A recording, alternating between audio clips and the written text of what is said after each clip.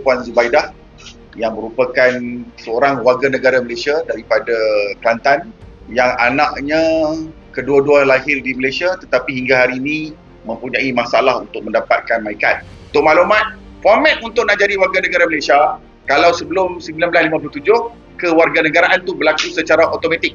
Asalkan dia lahir, dia terus jadi warga negara.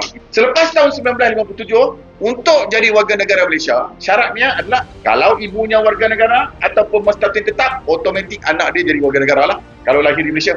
Yang kedua, atau bapa dia warga negara ataupun mustaqim tetap dengan syarat sijil nikah berdaftar di Malaysia. Maksudnya anak sah taraf perkahwinan, maka anak akan jadi warga negara. Puan Siti Zubaidah ni merupakan warga negara Malaysia, bukan baru jadi warga negara Malaysia. Ibu dan bapa dia pun warga negara Malaysia. Permasalahan yang timbul adalah berkaitan dengan anak. Seorang yang bernama Rahmat Ramadan yang berumur 27 tahun, lahir di Hospital Kota Baru pada tahun 1999, dan juga adik di Syahrul Nizam yang berumur 23 tahun, lahir di Hospital Sungai Buloh pada tahun 2003.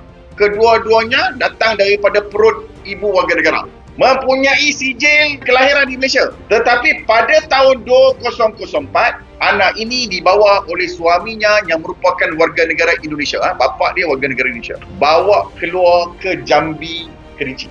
Kemudian tinggal kepada nenek. Kemudian mereka diberikan kartu keluarga. Dengan adanya kartu keluarga, lepas tu diberikan KTP. KTP ni dia punya IC Indonesia lah. 2023, akhirnya adak ni apabila dia merasakan mereka dibiarkan di sana, dia datang balik ke Kuala Lumpur, gunakan pasport, masuk balik ke Malaysia nak cari mak dia.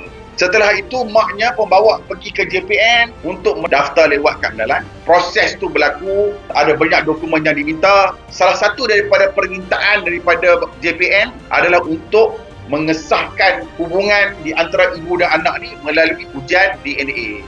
Maka mereka pun pergilah buat ujian dia. Tunjuk sikit tu. Melalui ujian DNA ini menunjukkan padan, mengesahkan bahawa kedua-dua ni adalah ibu dan anak. Malangnya pada tahun 2026, JPN Selangor Shah Alam mengeluarkan satu surat yang mana menolak pendaftaran lewat kad pengenalan. Dalam sijil lahir pengadu-pengadu pada hari ini memang sudah tercatat tertera warga negara Malaysia dan juga ada nombor kad pengenalan.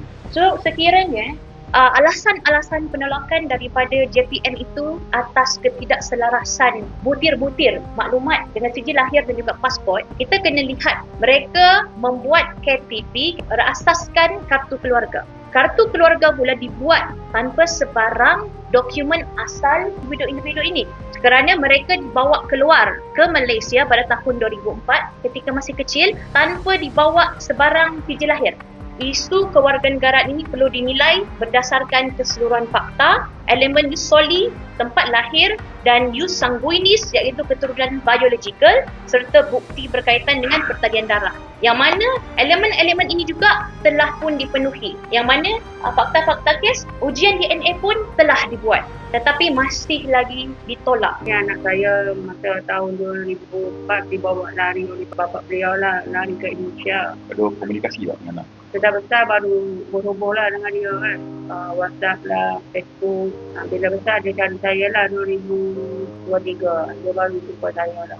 Selama ni saya berhubung dengan telefon. Dia lah tanya kakak, dia lu naik sana, lu naik sini kan. Semua bayar. Cok kedua kampung bayar. Cok pertama pun satu cok pun 200, 400. Saya ulang alik pergi sana pergi sini. Naik kereta. Saya sedih lah. Nanti kalau saya ada, saya boleh ambil anak saya. Kalau boleh tangkap saya boleh ambil. Kalau saya mati, meninggal. Tak pun dah urus anak saya. JPN kalau boleh sebelum saya meninggal, tolong keluarkan isi anak saya. Saya takut kalau saya meninggal nanti macam mana nasib anak saya. Saya lahir di Malaysia, lepas tu dibawa lari oleh bapa saya pergi Indonesia. Lepas tu dekat Indonesia saya tak ada lagi family. Kakek saya dah meninggal, nenek saya dah sakit. Lepas tu saya tak tahu nak duduk dengan siapa. Lepas tu saya datang Malaysia untuk cari mak saya. Jadi awak nak jadi warga negara Malaysia ke Indonesia? Nak jadi warga negara Malaysia sebab saya nak jaga mak saya.